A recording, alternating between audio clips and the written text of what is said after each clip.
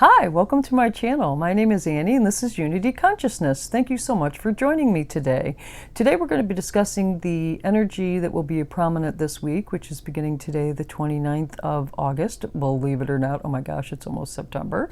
And rolling through the weekend.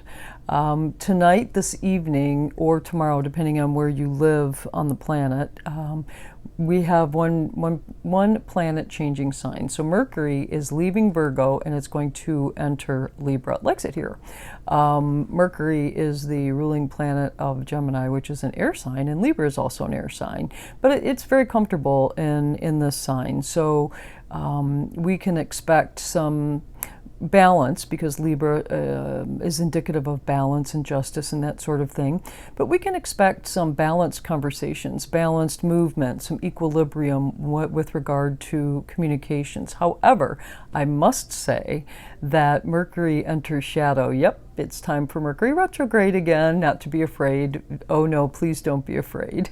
It's energy for us to work with, but Mercury is going to enter shadow the beginning of next week. And so you'll be revisiting some things, but we'll talk more about that. But Mercury will be in the sign of Libra for almost 2 months. So it is good. It's a good energy for it to be in, and we can expect some balance. And like I said, balance, justice, equilibrium relative to all the things that Mercury stands for. So I think the big player this week, with that said, is an opposition that's going to occur on Thursday. I am feeling it hot and heavy. It started yesterday. Today was just a crazy day. I woke up into this very funky energy, and I wanted to get a better understanding of what this energy is all about, which is why I'm here right now. I want to make sure that you understand the energy as well and how you can use it to your advantage and get through some of these situations that might be popping up in your sphere as well. So again, we've got Mars in Virgo is going to oppose Neptune in Pisces. So let's break that down. Mars, we've talked about Mars. Mars is the planet of action, activation, movement. You just can't hold yourself back, right?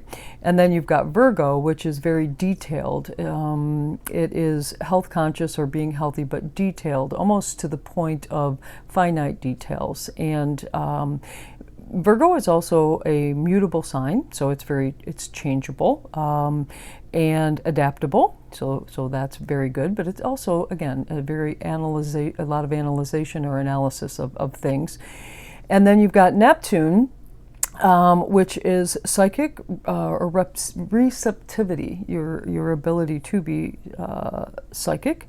And then it can also be confusion or disillusion or deceit, those type things. And it's in the water sign of Pisces, which that's its home sign.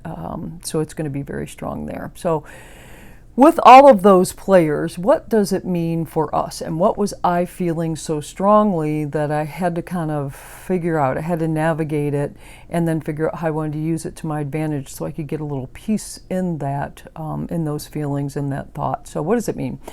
It's where the reality of your situation as it stands right now contradicts what you imagined it would be, or what you fantasize about where you should be.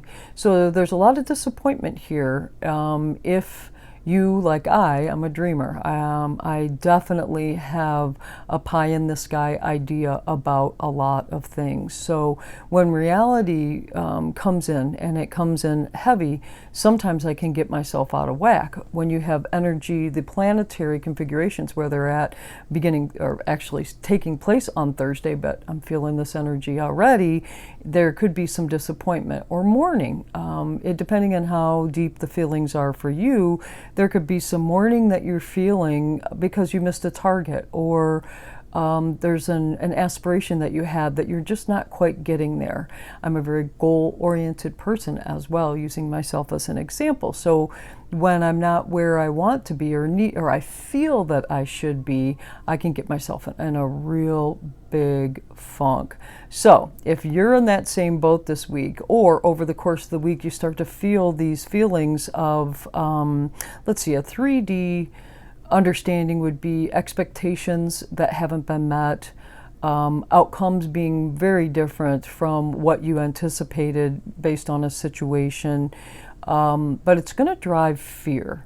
And that's where I was headed. I had this fearful thinking, which then led me to, because it's Virgo season and Virgo's part of this, these finite details. I'm getting lost in details, going down a rabbit hole I really didn't need to go down, or trying to organize things, over-organize things, or over-analyze things, and using that Mars energy to just continue to spin it and spin it and spin it and spin it. No. No. Once I realized that there had to be something to this, and I took a look at one of my favorite astrologers and what she was saying was going to go on this week, I thought, oh, there it is. There it is. Now, how can I work this? How can I work through this energy? So here's my secret. I'll give you a little bit of my secret. I'm a big fan of feeling emotions. If you come to me as a friend, and if you have come to me as a friend or a family member, and we've talked about some things that can be challenging to you, the very first thing that I like to tell people is sit with that emotion.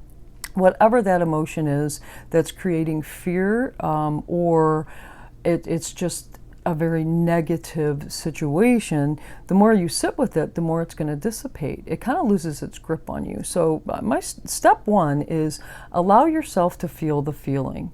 Whatever that feeling may be, whether you're feeling inept or you're feeling sad, you're grieving, allow yourself to feel it. Don't push it away. Don't smash it back down. Allow yourself to feel that feeling. And as you do, it kind of loses its grip on you.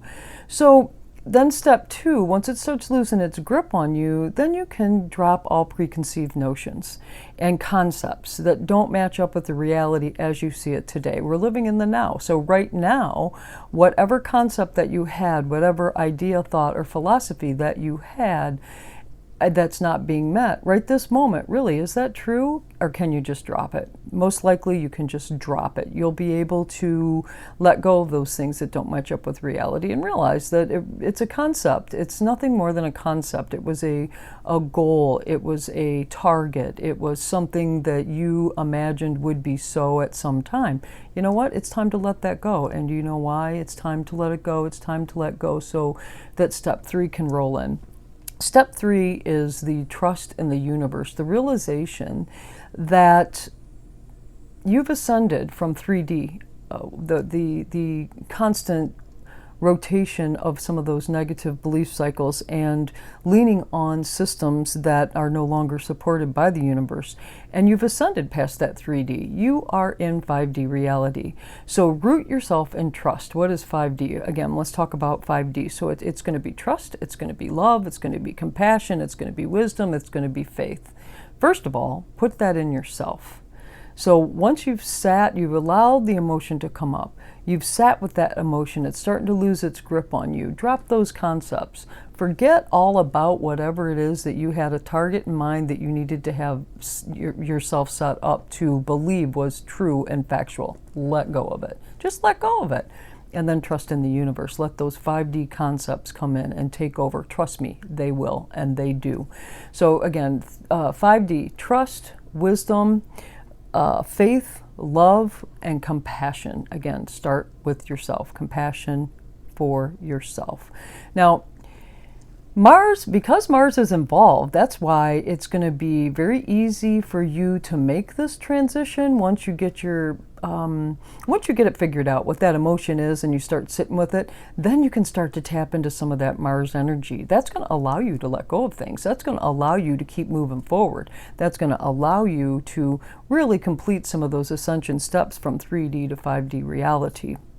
And it's going to allow you to get into heart-centered consciousness too. So again, Mars will help you here. You just kind of have to step into that. So, but I really feel that that's going to be the big energy this week. We've got a couple other things going on, but that's the biggie. And I'm confident as I go through the week. I watch these videos to remind myself of the wonderful wisdom that came to me with my spirit guides, masters, and those who I channel with.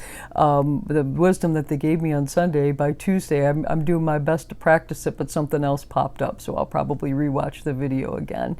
But anyway, so on Saturday, if we fast forward to the 4th, I believe it is Saturday, we've got Mercury, which is now in Libra because it's changed signs, and it's trine with Saturn in Aquarius, and Saturn is retrograde. So what does that mean?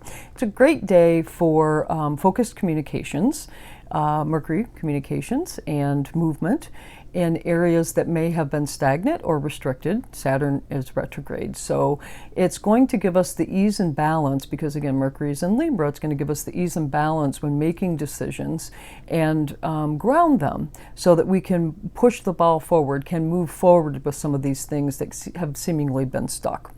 So again, that's Saturday. Then on Sunday, we've got Venus in Libra, also in Libra, balanced relationships, but it's going to square Pluto, which is retrograde. And Pluto is in Capricorn, so that's foundations, right? Foundations and principles that are no longer supported and need to be transformed. So apply that to relationships. This could be power struggles in relationships, power struggles over money, and relationships even with yourself. Maybe you need to tweak your budget. Maybe you're being a little too hard on yourself or something. But that equilibrium is going to come into play because Venus is also in Libra there. So it is a good day to resolve power issues. It's a good day for people to see things from various sides.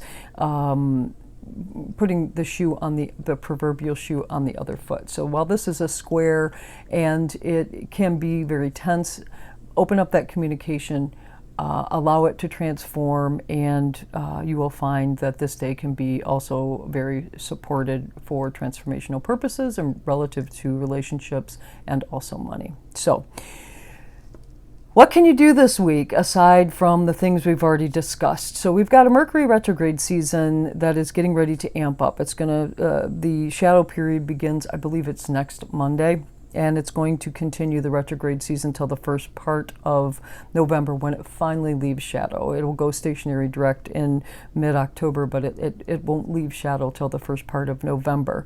Just know that if we've made a judgment call that we want to redo, that's the beauty of Mercury retrograde. We will be revisiting. People from our past are going to come back in, but we will specifically be revisiting situations that popped up anywhere from mid-September until you could be doing that until the first part of November, but more intensively, till the first part of November. So you'll have an opportunity to redirect your energy or change your mind or redirect your communication or whatever like that. So I do like Mercury retrograde season for that purpose. You get a chance to revisit things.